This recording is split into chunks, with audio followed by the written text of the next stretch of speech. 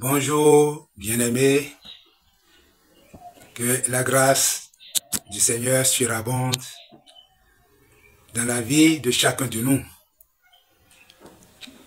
et qu'il nous assure sa protection tous les jours, d'autant plus que nous nous approchons tout doucement de la fin de l'année et il y a beaucoup d'agitation dans le monde des ténèbres.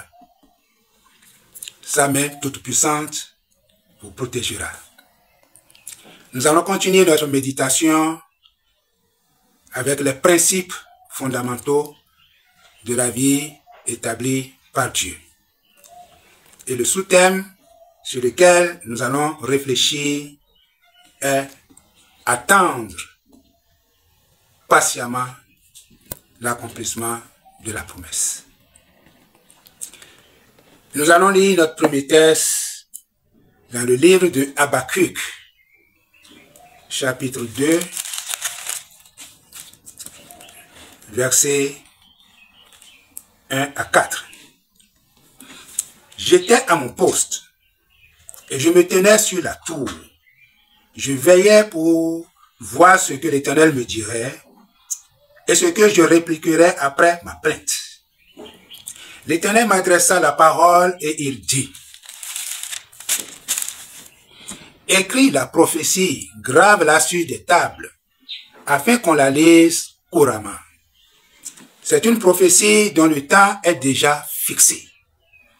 Elle marche vers son terme. Et elle ne mentira pas. Si elle tarde, attends-la. Car elle s'accomplira certainement. Voici son âme s'est enflée. Elle n'est pas droite en lui, mais le juste vivra par sa foi. Alléluia.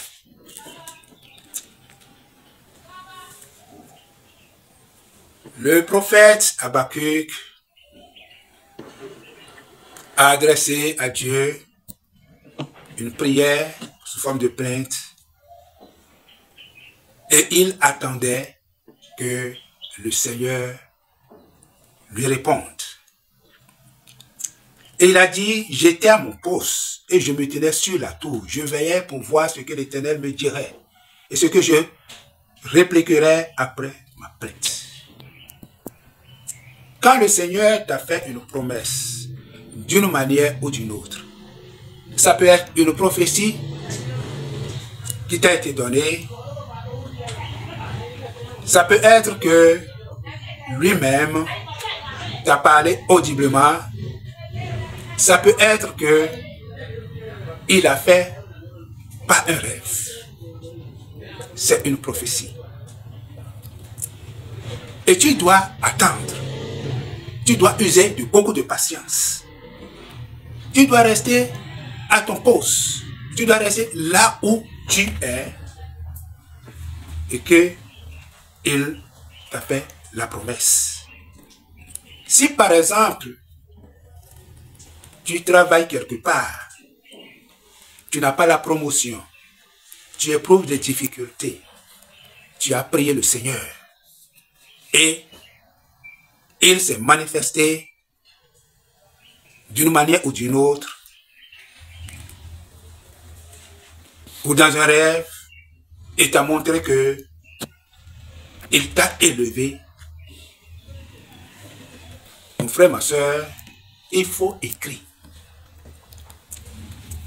pour voir les détails de ce que le Seigneur t'a montré et veiller scrupuleusement. Là où tu es, tu as des difficultés. Dans ce travail, ou dans ce commerce, ou dans quoi, je ne sais pas. Même si l'accomplissement tarde, ne va pas chercher mieux ailleurs. Parce que la révélation qui t'a donné, la prophétie que tu as reçue, te dit qu'il va changer la situation dans ce domaine. Même si tu as une autre opportunité, même si quelqu'un vient te présenter quelque chose, ne prends pas le risque de quitter ce poste. Parce que c'est là où tu es et il t'a fait la promesse. c'est là où il va envoyer la bénédiction. Mais si tu quittes, ce qu'il t'a dit ne va plus s'accomplir. Parce que tu n'es plus dans ce service où tu es marginalisé et il t'a montré qu'il va te lever. Tu as quitté le service. Mais comment il va encore te lever? C'est là où il a fait la promesse. Tu es dans une affaire, tu rencontres des difficultés, il t'a fait la promesse, reste dans cette affaire jusqu'à ce que soit accompli ce qu'il t'a dit. L'Éternel m'adressa la parole et dit, écris la prophétie, grave-la sur des tables, afin qu'on la lise couramment, car c'est une prophétie dont le temps est déjà fixé. Elle marche vers son terme, et elle ne mentira pas. Si elle tarde, attends-la, car elle s'accomplira certainement. Quand Dieu t'a fait la promesse d'une manière ou d'une autre, il faut savoir que le temps de l'accomplissement est déjà fixé, car sa parole est oui, amen. Au moment où la prophétie est sortie, le temps de l'accomplissement suit, mais ne pas révéler. Dieu ne donne pas une promesse et c'est après qu'on va commencer par réfléchir pour dire quand est-ce que je vais lui accomplir ça. Non, le moment où tu reçois, c'est que c'est déjà fixé. Et elle va marcher vers son terme et ça doit s'accomplir, même si cela tarde. C'est forcé. Parce que dans Nombre 23, verset 19, il est écrit ceci.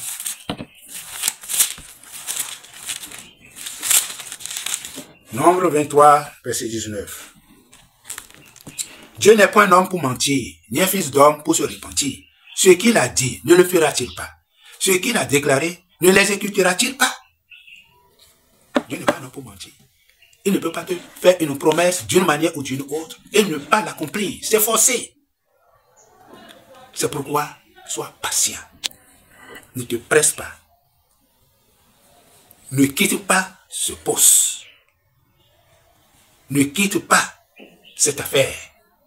Puisque c'est par rapport à ça qu'il t'a fait la promesse. Patience. Et le Seigneur répondra à coup sûr. Mais si tu flanches, tu quittes, et ton âme s'est enflée, tu vas rater. Parce que le juste vivra par sa foi. Si tu dévies, tu as abandonné la foi. Et tu ne pourras plus recevoir l'accomplissement. Reste comme tu es. Efforce-toi de maintenir ta foi. Et tu ne seras pas déçu. Père, nous voulions te dire de tout cœur merci pour ton enfant à qui tu as fait de promesses et qui est impatient ou impatiente car elle voit que cela tarde. Saint-Esprit, je te prie, soutiens-le, soutiens-la, fortifie sa foi, afin que son âme ne s'enfle pas, qu'il ne dévie pas, qu'elle ne choisit pas autre chose, mais qu'elle attende. Merci, Saint-Esprit, de ce que tu vas l'éclairer davantage, et il saura que Dieu n'est pas un homme pour mentir. Elle saura que Dieu a dit et Dieu va le faire. Merci pour ta patience d'attendre son heure, car il a déjà fixé son temps. Que Dieu soit avec toi. Au nom de Jésus-Christ.